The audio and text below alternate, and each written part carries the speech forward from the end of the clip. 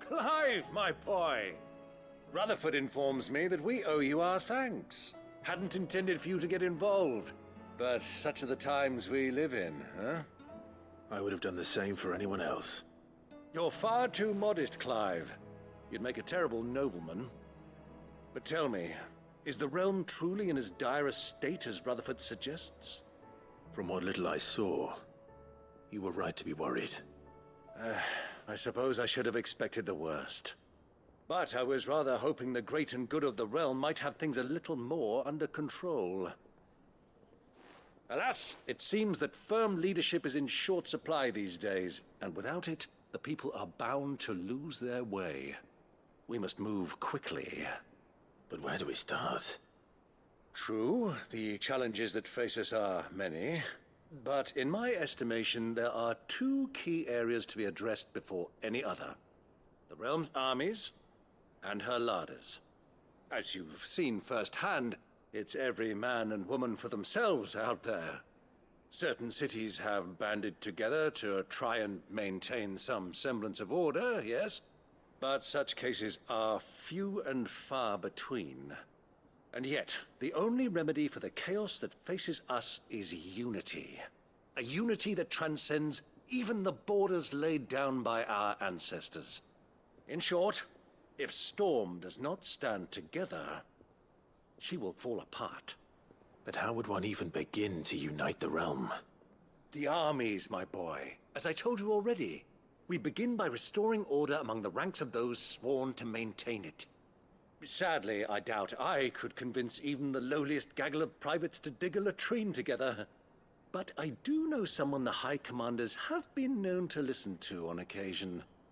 Field Marshal Eugen Havel. I thought he was retired. He was, until an Akashic army tore through Randalar and killed most of the rank and file. There is no man alive more capable. Literally. And as luck would have it, I've already spoken with him on the matter. Of course you have. And he's agreed to help. On one condition. That he first speaks with you personally. Havel has always been a man of frustratingly rigid principle, and he has certain qualms about clasping arms with, well, with an outlaw. I extolled your many virtues as best I could, of course, but the old goat was adamant that he be allowed to appraise you in person. You don't mind, do you, my boy? Of course not. As long as chaos reigns, we will never build a better world. I'll do whatever it takes. And if the Field Marshal wishes to speak with me in person, then so be it. That's the spirit. I'll leave for Randalar at once. Would you send a Stolas? Of course. Rutherford is already in the Dhalmekian capital. I'll have him tell Havel to expect you forthwith. Excellent. Thank you, Uncle. No, thank you, Clive.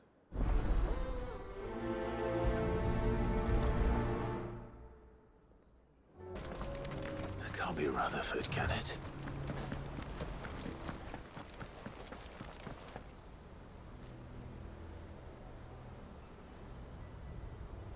Turncoats and cowards, the lot of you! If it's a fight you want, it's a fight you shall have! Allow me. I don't need your... Please, Field Marshal, oblige him. This won't take long. You're right. It won't. Men, finish him. Garuda! Sword of stone!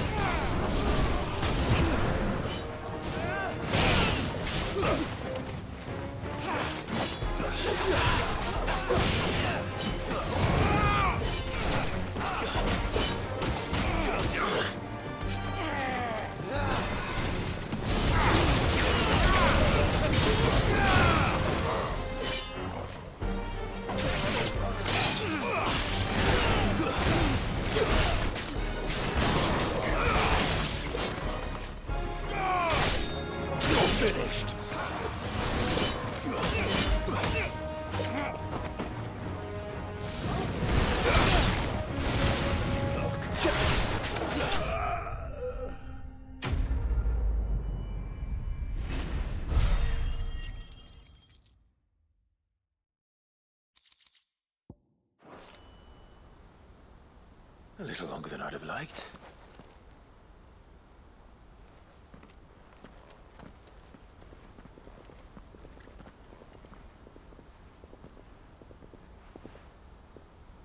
Field Marshal Havel, I presume. Are either of you injured? No, my lord. You arrived just as our escort turned on us. Fucking traitors. I'd heard reports of soldiers in the outlying regions abandoning the oaths they swore. But I hadn't thought the corruption had reached so close to the heart of the Republic. It's a fucking disgrace. Your interfering old bastard of an uncle tried to warn me, of course. My lord Marquis. Or is Sid the Outlaw more to your liking? Call me what you want. It doesn't change who I am, or the urgency of the message I bring. My uncle has a plan to right the realm, and he needs your help to see it through. Before I agree to anything, I'd have you answer one question. What do you stand to gain from all this? I won't deny that I might benefit from further chaos. But I seek a new beginning for all of us. And while the choices I've made may not always have been the right ones, I know I made them for the right reasons. For so long, so many of us have been told how we could live, how we could die, when it should have been our decision all along. Now we have a chance to put things right.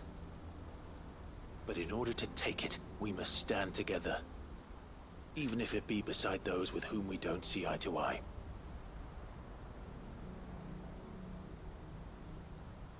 Certainly not the words I expected from an outlaw. But perhaps your uncle was right. You are no ordinary outlaw. I'll never hear the end of this. All right. I'll start by ordering my most trusted guard to bring the Dhalmekian fringes under control. Next, I'll make contact with my counterparts in the Imperial Army and see if I can't convince them to try and restore order in their own territory. Thank you, Field Marshal. But they are not the only ones we will need to convince. What do you mean? I don't doubt that I can bully some sense into a few generals. But those they answer to require a different kind of persuasion. And when it comes to honeyed words, well, we will need an envoy. One who can court even the most stubborn of statesmen.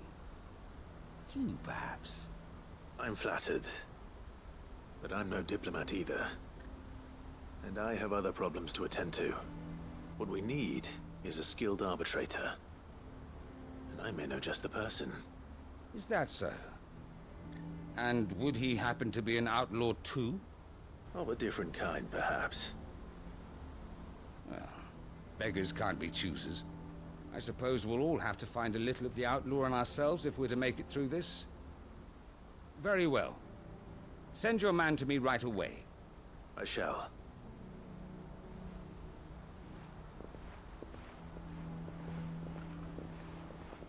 My lord Marquis.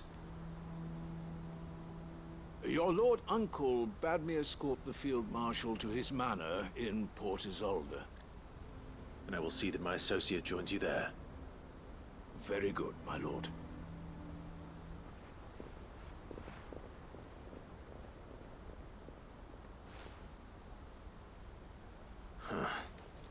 An envoy. I'm not sure I'm the man to talk anyone round. I can barely convince my brother to take his medicine. No. This is a job for someone with experience. Someone like Quinton. I hope I can convince him at least.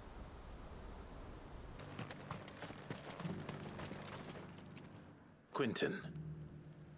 I have a proposal for you. Do you now? Something tells me you'll be asking more of me than a cask of Gotand gold. Go on then.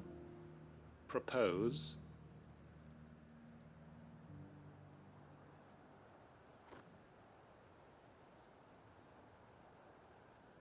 You'd have me convince the chiefs and chamberlains of the realm that they should simply swallow their pride and do the one thing that has proved impossible for thousands of years. Was there anything else? Perhaps I can fetch you a meat pie as well. I know it's a lot to ask, but I can think of none better suited to the role. And you'd have me give up what little I have left to do it. I told you, Clive. The people of Lostwing are my family, and I cannot abandon them. You'll have to find someone else. I'm sorry to hear that. So am I. And why might that be? What he's asking. How's it any different to what you've done so far? They want you to speak for those who can't speak for themselves. That's what you do best. If it's the vineyard you're worried about, we'll see that the grapes are picked and the tons filled. You know we will. It's not that. Then what is it? You said yourself we're family. Don't you trust us? You know that's not what I'm... Then what are you saying? That only we are worth saving? Why turn your back on everyone else? You convinced us we could build new lives for ourselves, and if you can do that, who's to say you couldn't convince the entire realm? A stirring argument. I fear that any rejoinder I make might fall somewhat flat by comparison. So you'll join us? Where do you need me? Field Marshal Havel will want to speak with you in person. He's currently in Port Isolde. I can arrange for a party of Cursebreakers to accompany you there. That would be very much appreciated. I hear the roads are far from safe these days. Hopefully not for long. My uncle will want to know that his plan is taking shape. Uncle, I bring good news. The Field Marshal has agreed to your plan. Ha! Of course he has. I didn't doubt you for a moment, dear boy. Rutherford is accompanying him back to your manor in Port Isolde as we speak. They will await your return there. As will one other. One other? Who, exactly? Lord Havel was concerned that even if he could get the realm's armies to agree to an accord, he might not be as successful in convincing those with political power. He asked if I might have a solution, and I suggested a certain Imperial Lord Magistrate turned Liberator. One of your co-conspirators? Master Quinton would probably call me one of his, but yes. Another outlaw, then. Just the thing we need to put these rotten politicos in their places. Good thinking, Clive. I'm glad you approve. The more the merrier, eh? Uncle, assuming Havel and Quinton can solve our problem with the armies, you still haven't mentioned how we might manage the grain shortages. Oh, don't you worry, my boy. The 7 high houses will be seeing to that. They have all agreed to make the most generous of donations. Oh, of course, it did take a little persuasion, but luckily I had some unexpected help. From who?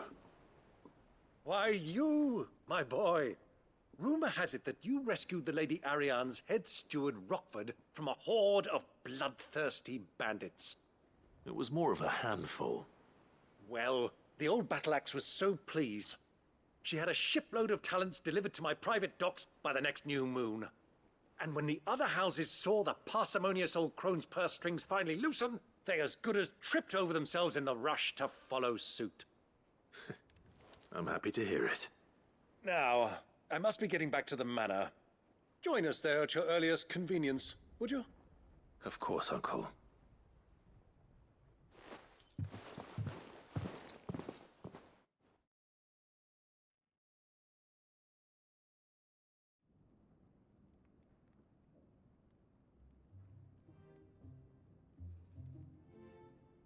And how, pray tell, will we get that grain to the capital if the roads are still overrun with Akashic? You find another bloody road. I only have so many men, and I'm not about to send them headlong into an ether flood. That is, unless you'd have them turn as well. Well, I'd certainly eat less. Says the man with a belly bigger than a band of curls. My soldiers actually need their rations. Without any food to keep them going, They'll be dead even before you've sent them on your fool's errand. If I may, gentlemen, perhaps I might suggest an alternative approach. Though supply routes are indeed disrupted, there is no shortage of ships. Indeed, they bob away in every bay from here to Randalar, awaiting a safe haven. Allow them to make port and fill their bellies full of grain. And once those who crowd the cities are fed, ferry the displaced back to the countryside to work the fallow fields. But I'm sure that you wish to continue your discussion. Forgive the interruption. Two such firm friends as yourselves need no help from the likes of me. Rutherford spoke fondly of the great bond between you. Us? Friends? I can't stand the man. Clive, I'm beginning to question the quality of the company you keep. And what kind of company were you expecting him to keep? The man's a criminal. Criminal? How dare you? You are not fit to breathe the same air as this fine, upstanding young gentleman. Upstanding? He calls himself Sid the Bloody Outlaw. Once more onto the breach.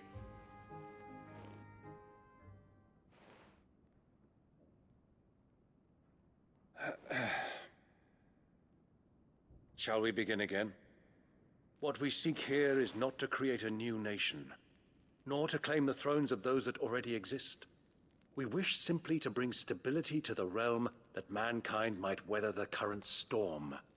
And to do that, we must convince those in power, the generals, the statesmen, the nobles, that our cause is just. There will be disagreements, yes, and I imagine some resistance, much resistance. But we cannot let that deter us. If we show them the path, show them that we walk it ourselves, then I am confident they will follow. The fate of the world lies in my nephew's hands, but the well-being of her people lies in ours. And we must not squander the chance that Clive has given us. Uncle Byron, Now, with that settled, let's move on to the signing of the Accord. For what great moment in history hasn't been accompanied by a little ceremony?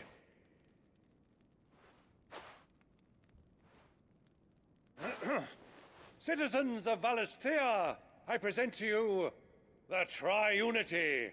Rutherford, Mike Will.